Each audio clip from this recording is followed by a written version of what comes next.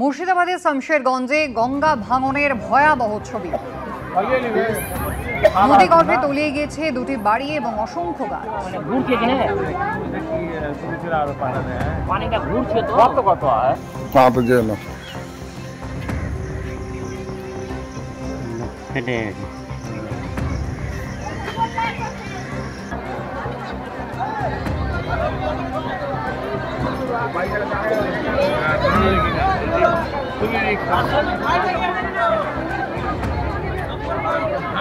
শামশেরগঞ্জের উত্তর চাচন্ড এলাকায় আতঙ্কে রয়েছেন গ্রামবাসীরা। একের পর এক বাড়ি তলিয়ে গিয়েছে জলের তলায়।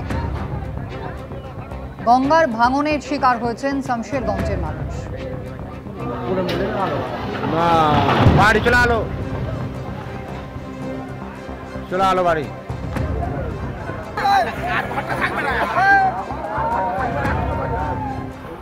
পুরোপুরি বেআইনি। মুখ্য সচিব যে কথাগুলো বলেছেন সেগুলো ওই পদে বসে তিনি বলতে পারেন না। ঘণ্টাখানেক সঙ্গে সুমন অনুষ্ঠানে এসে মন্তব্য রাজ্য পুলিশের প্রাক্তন এডিজি নজরুল ইসলামের।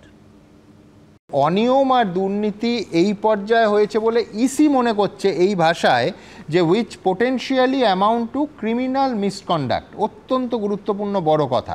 এখন সেই গোলমেলে ভোটার লিস্টের একটা ডিজিটাল ফুটপ্রিন্ট আছে নির্বাচন কমিশনের কাছে, এই চিঠি থেকে সেটা পরিষ্কার। তার ভিত্তিতে তদন্ত করে নজরুলদা ইসি একটা সিদ্ধান্তে পৌঁছেছে এবং তারপরই রাজ্য সরকারকে এই নির্দেশ দিচ্ছে। আমি বলছি রাজ্য সরকারের আজকের চিঠির যে অবস্থান সেটা আইনি দিক থেকে কতটা যুক্তিযুক্ত? দেখুন, পুরোপুরি বেআইনি এবং চিফ সেক্রেটারি যেসব কথাবার্তা বলেছেন সেগুলো ওই পদে বসে তিনি বলতে পারেন না। যেমন আমি প্রথমে শুরু করছি যে হার্স মেজার। একজন ডাকাত ডাকাতি করে খায়, পরিবার চালায়, দরকার হলে মার্ডার করেন। একজন সুপারি কিলার মার্ডার করে খায়, তো তাদেরকে ধরে আমরা ফাঁসি দিই, অন্তত যাবজ্জীবন কারাদণ্ড দিই, এটা হার্স মেজার কিনা?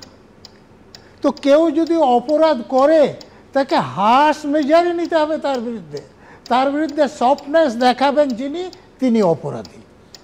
অর্থাৎ হার্স মেজার নেওয়াই দরকার। আমি যদি ইয়ারও হয়ে আমি যদি যে লোকটার নাম ভোটার লিস্টে তোলার কথা নয় আমি যদি তুলে দিই, তার বিরুদ্ধে হার্স মেজারই নিতে হবে।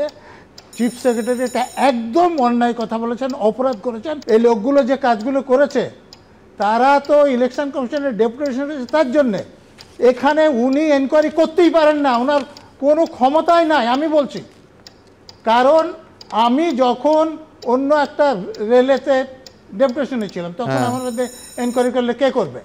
আমি যেমন আমাকে তো প্রেসিডেন্ট অ্যাপয়েন্টমেন্ট দিয়েছিল আইপিএস অফিসার। আমি যখন ওয়েস্ট বেঙ্গল গভর্নমেন্টে কাজ করছি, আমার বিরুদ্ধে প্রসিডিং এনকোয়ারি কি স্টেট গভর্নমেন্ট করেনি? সেন্ট্রাল গভর্নমেন্ট করেছে কি? তো তাহলে চিফ সেক্রেটারি এটা জানেন না? উনিও তো অল ইন্ডিয়া সার্ভিসের লোক। যখন তারা ডেপুটেশনে কাজ করছে সেই কাজ করাতে তিনি যে দুর্নীতি করেছেন তার জন্য এনকোয়ারি, এটা উনি করতে পারেন না আমি বলছি আপনাকে।